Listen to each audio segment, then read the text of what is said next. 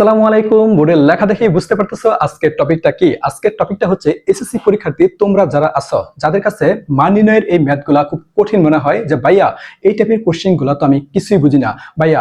প্রায় প্রতিটা বোর্ড কোশ্চেনে সৃজনশীল এবং এমসিকিউ আকারে এই টাইপের কোশ্চেনগুলা দেওয়া থাকে। সো আজকের এই ক্লাসটা করার পর এই টাইপের ম্যাথগুলা, অন্তত এই টাইপের ম্যাথগুলা, বিশেষ করে এই টাইপের কোশ্চেনগুলা তোমার কাছে পান্তাভাত মনে হবে, কথা দিলাম।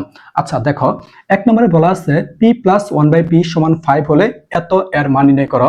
দুই নম্বরে বলা আছে y প্লাস 1/y সমান 5 হলে এত এর মান নির্ণয় করো।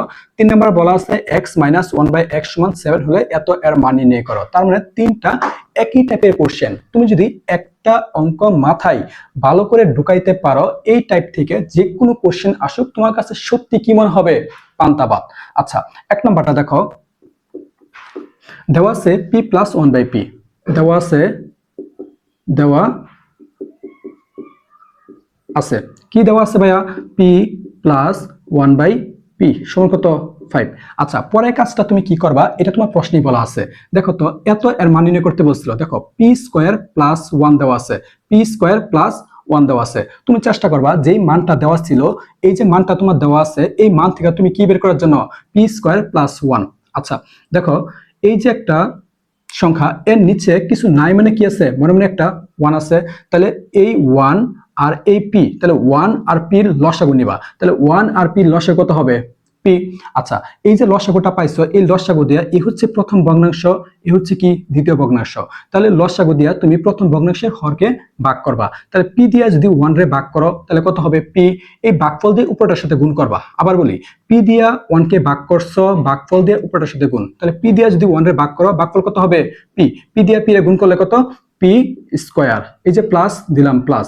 এখন এই লসাগু দিয়া এই দ্বিতীয় ভগ্নাংশের হরকে ভাগ করবা। তাহলে p দিয়া যদি p রে ভাগ করো 1, 1 দিয়া যদি 1 রে গুণ করো তাহলে 1 হবে, সমান সমান কত? 5। এটুকু বুঝতে পারছো? আচ্ছা, পরের কাজ হচ্ছে যে আর গুণ করবা। দেখো, এর নিচে মনের কত আছে? 1। তাহলে এই উপরটার সাথে এই নিচেরটা গুণ এবং এই নিচেরটার সাথে এই উপরটা গুণ। তাহলে p স্কয়ার প্লাস 1 এর সাথে যদি 1 গুণ করো তাহলে p স্কয়ার প্লাস 1ই হবে, সমান সমান 5 এর সাথে যদি p গুণ করো তাহলে 5p। আশা করি বুঝতে পারছো। তাহলে এই যে মানটা দেওয়া ছিল, এই মান থেকে তুমি খুব সহজেই p স্কয়ার প্লাস 1 এর মানটা বের করে ফেলছো।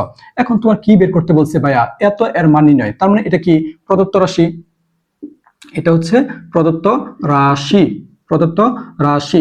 আচ্ছা, তাহলে প্রদত্ত রাশিটা কত? প্রদত্ত রাশি হচ্ছে 1/p square plus p plus 1 সমান সমান দিলাম। আচ্ছা দেখো তো, p square plus p plus 1 আছে। তুমি চেষ্টা করবা যে এই p স্কয়ারের সাথে প্লাস 1টা একটু আগে আনার জন্য এবং এই p টা একটু কি পরে লেখার জন্য। কারণ এই p স্কয়ার প্লাস 1 এর একটা মান তুমি অলরেডি কি করছো? বের করে রাখছো। এই মানটা বসায় দেওয়া যাবে।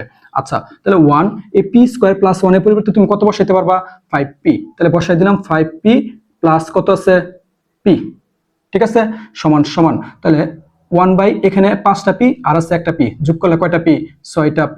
এটাই কি তোমার আনসার? তাহলে 1/6p হচ্ছে কত? এত এর মান। আশা করি বুঝতে পারছো। তাহলে 2 নাম্বার যে টাইপটা, এটাও আশা করি তুমি পারবা ভাইয়া।